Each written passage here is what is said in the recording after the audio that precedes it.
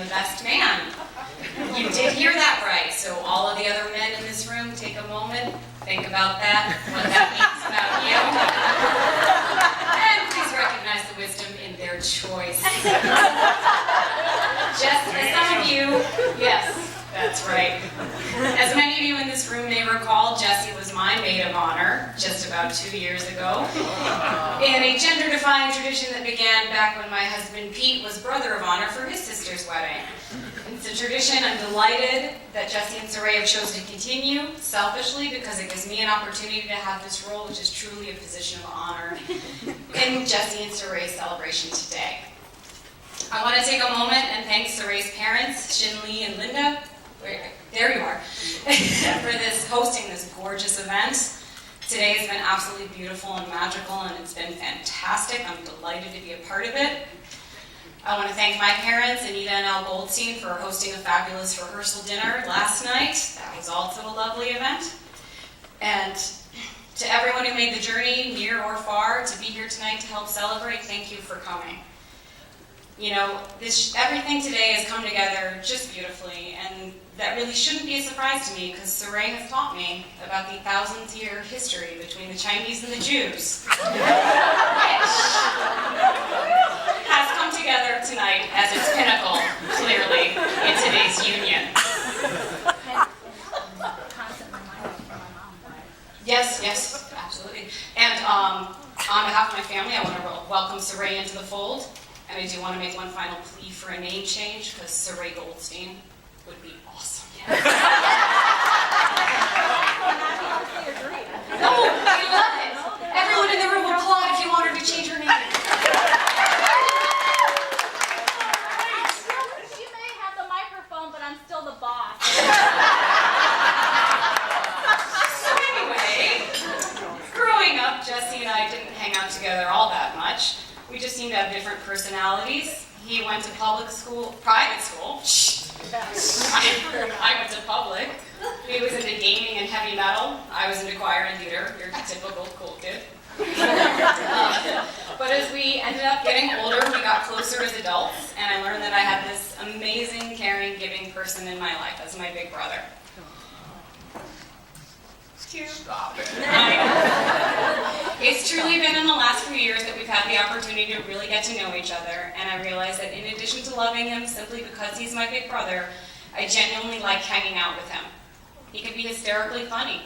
He seems all quiet and reserved, and then he busts out with some wicked one-liner that has everybody in stitches. You've heard it. He's also really caring, and he's someone I know I can always count on.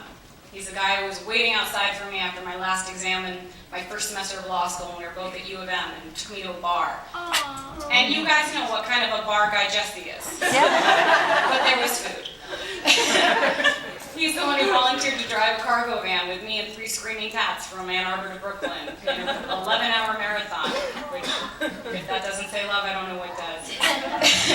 And I know because of these great qualities of being a loyal and supportive, compassionate brother, this will be a solid foundation for his new role as husband. So let's take a minute and look back at the beginning, a moment I was able to witness firsthand.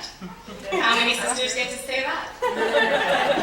It was a Saturday night in July when a bunch of us, many in this room, made the auspicious decision to go see a favorite local band called the Killer Flamingos at the Millennium Club in downtown Ann Arbor. We'd come in a large group and we're having a great time dancing. So let me set the scene.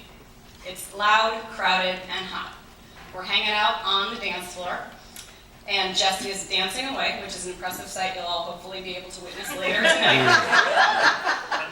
Maybe there's a page, I don't know. We were, I think the band was on a break, so a bunch of my friends were over at the bar, but Jessie and I were still on the dance floor. And there was a group of ladies also on the dance floor. And I noticed one of the ladies noticed Jessie. They chatted a time or two, after which I helpfully made my way over to Jessie and elbowed him and said, you know, you could buy her a drink. And he responded, I could. At which point I helpfully danced away. Then the band came back on, and our friends came back and noticed the flirtation that was happening and made some comments to Jessie, who clearly felt a little bit on the spot and said, yeah, that's great with all of you watching, including my sister. So at that point, being the amazing, cool sister that I am, I made my way into another room to give him an opportunity and ran smack into Saray and her friends. So I went up to her and said I had deliberately left the room to not cramp my brother's style. And she told me she'd given him her number and then burst out, I hope he calls me. And obviously he did. And they began to date. And somewhere around the second or third date, he learned to pronounce her name.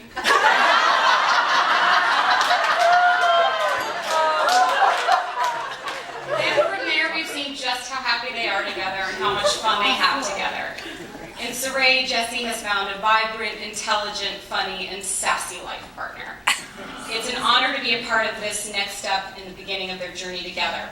Please, everyone, join me in raising a glass to Jessie and Saray. May you have a lifetime of love and happiness together. To the bride and groom! Amen! Yes! Yes! Cheers!